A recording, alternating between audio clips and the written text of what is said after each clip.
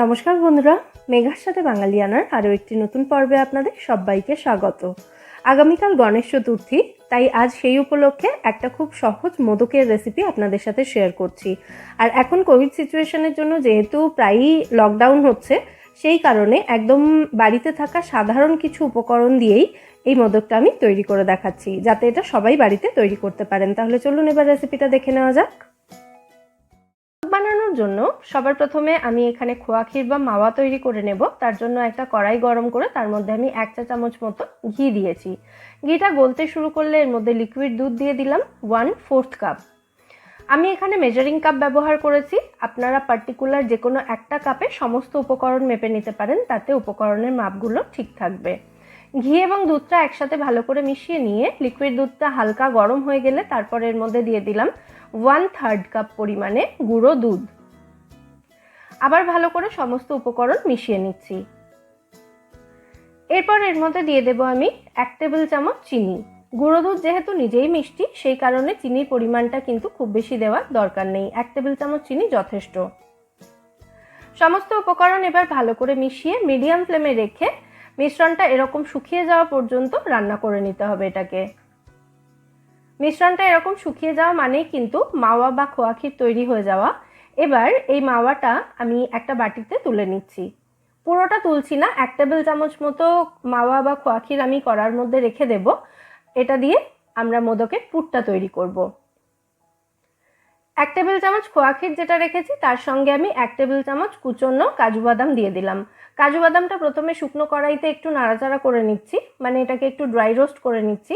তারপর এই মাওয়া বা খোয়া ক্ষীরটার মধ্যে কাজু বাদাম কুচিটা মিশিয়ে দিচ্ছি। এবার এই পুরটা আমি তুলে ঠান্ডা হতে দেব। এরপর ওই কড়াইতেই আমি আরও 1 টেবিল চামচ মতো ঘি দিয়ে দিলাম। ঘিটা পুরোপুরি গলে যাওয়ার পর এর মধ্যে দিয়ে দিচ্ছি আমি 1/3 কাপ পরিমাণে সুজি। যতটা গুঁড়ো দুধ বা মিল্ক পাউডার নিয়েছিলাম ততটাই কিন্তু আমি এখানে সুজি দিয়েছি। সুজিটা এবার খুব ভালো করে ভেজে নেব। 2 মিনিট মতো সুজিটা ভেজে নেওয়ার পর এর মধ্যে আমি দিয়ে দিলাম তৈরি করে রাখা খোয়া ক্ষীর বা মাওয়াটা। তারপর আবার সমস্ত উপকরণ খুব ভালো করে মিশিয়ে আরও 30 থেকে 40 সেকেন্ড মতো এটাকে ভেজে নেব। এরপর এর মধ্যে দিয়ে দিচ্ছি আমি স্বাদ মতো চিনি। যেহেতু খোয়া ক্ষীরেও মিষ্টি দেওয়া ছিল, সেই কারণে চিনির পরিমাণটা আমি এখানে 3 টেবিল চামচ দিয়েছি। আপনারা নিজেদের স্বাদ অনুযায়ী দিতে পারেন। ভালো করে মিশিয়ে নেওয়ার পর এবার এর মধ্যে দিয়ে দিচ্ছি আমি লিকুইড দুধ 3/4 কাপ। মানে যে কাপে সমস্ত উপকরণ মেপে নেওয়া হচ্ছিল সেই কাপে 4 ভাগের 3 ভাগ এখানে দিয়ে দিতে হবে লিকুইড দুধ। দুধটা দিয়ে সমস্ত উপকরণ খুব ভালো করে মিশিয়ে দিলাম। এবার এই মিশ্রণটা একদম শুকিয়ে যাওয়া পর্যন্ত লো এবং মিডিয়ামের মাঝামাঝি ফ্লেমে এটাকে রান্না হতে দিতে হবে। দেখুন মিশ্রণটা একদম শুকিয়ে এসেছে, সুজিটা অনেকটা ফুলে গেছে। এবার এই মিশ্রণটা আমি গ্যাস থেকে নামিয়ে নেব। গ্যাস থেকে নামিয়ে নেওয়ার পর মিশ্রণটা কড়াইয়ের মধ্যেই এভাবে একটু ছড়িয়ে দিচ্ছি, যাতে এর মধ্যে গরম ভাবটা একটু তাড়াতাড়ি কমে যায়। আর এদিকে যে পুরটা আমি তৈরি করে রেখেছিলাম সেই পুরের মধ্যে আমি 2 টেবিল চামচ মতো গ্রেট করা চকলেট দিয়ে দিয়েছি। যে কোনো চকলেট এখানে গ্রেট করে আপনারা ব্যবহার করতে পারেন, অথবা এই স্টেপটা কিন্তু সম্পূর্ণ অপশনাল।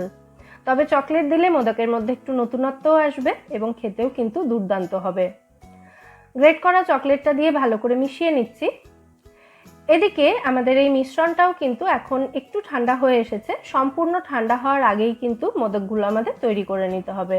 মানে হালকা গরম, যতটা গরম আপনারা হাতে সহ্য করতে পারবেন সেই রকম গরম থাকতে থাকতেই মোদকগুলো তৈরি করতে হবে। এই মিশ্রণ থেকে কিছুটা পার্ট হাতের মধ্যে নিয়ে প্রথমে এরকম একটু চ্যাপ্টা করে তার মধ্যে আমি পুরটা ভরে দিচ্ছি। অল্প একটু পুর নিয়ে এর ঠিক মাঝখানটায় রেখে চারিদিক থেকে মুখটা এভাবে সিল করে দিচ্ছি। হাতেই কিন্তু আমি মোদকের শেপ দেব, তবে আপনাদের কাছে মোদকের মোল্ড থাকলে আপনারা মোল্ডেও কিন্তু মোদকগুলো তৈরি করতে পারেন।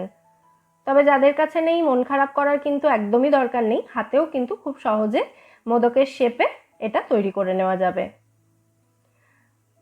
দেখুন প্রথমে এটাকে আমি একটা প্লেটের মধ্যে বসিয়ে দেখলাম নিচটা সমান হয়েছে কিনা। তারপর একটা টুথপিক দিয়ে এর গায়ে এরকম ভাবে একটু চাপ দিয়ে দিচ্ছি, তাহলেই কিন্তু সুন্দর দাগ হয়ে যাবে। একদম যেরকম মোদকের মধ্যে থাকে ঠিক সেই রকম হয়ে যাবে এটা। এইভাবে চারিদিক থেকে দাগ দিয়ে দেওয়ার পর মাথার দিকটা একদম এরকম একটু সরু করে দিতে হবে। আমাদের প্রথম মোদক এখানে একদম রেডি হয়ে গেছে। একই রকমভাবে আরও একটা মোদক আমি তৈরি করে দেখিয়ে দিচ্ছি। মোদকের মোল্ড ছাড়াও কিন্তু খুব সুন্দর এবং সহজভাবেই মোদক তৈরি করে নেওয়া যায়।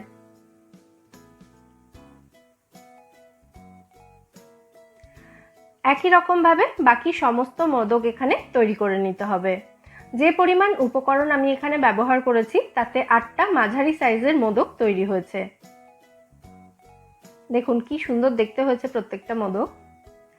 একটা মোদক এবার আমি একটু কেটে দেখিয়ে দিচ্ছি ভেতর থেকে পুরটা কি অবস্থায় রয়েছে। দেখুন ইয়াম্মি লাগছে দেখতে, খেতেও কিন্তু অসাধারণ সুস্বাদু হয়। এবার গণেশ চতুর্থীতে নিজে হাতে মোদক তৈরি করে নিবেদন করতে পারেন। তাহলে অবশ্যই এই মোদকের রেসিপিটা আপনারা বাড়িতে ট্রাই করে আমায় জানাবেন এই রেসিপিটা আপনাদের কেমন লাগলো। রেসিপিটা যদি ভালো লেগে থাকে ভিডিওটাকে বরাবরের মতো একটা লাইক এবং শেয়ার করার অনুরোধ রইল। আর আপনি যদি আমার চ্যানেলে নতুন দর্শক বন্ধু হয়ে থাকেন অথবা চ্যানেলটা এখনও সাবস্ক্রাইব না করে থাকেন তাহলে চ্যানেলটা সাবস্ক্রাইব করারও অনুরোধ রইল। আর পাশে থাকা বেল আইকনটা ক্লিক করতে কিন্তু একদম ভুলবেন না। ফিরে আসবো নতুন কোনো রেসিপি নিয়ে। সবাই খুব ভালো থাকবেন।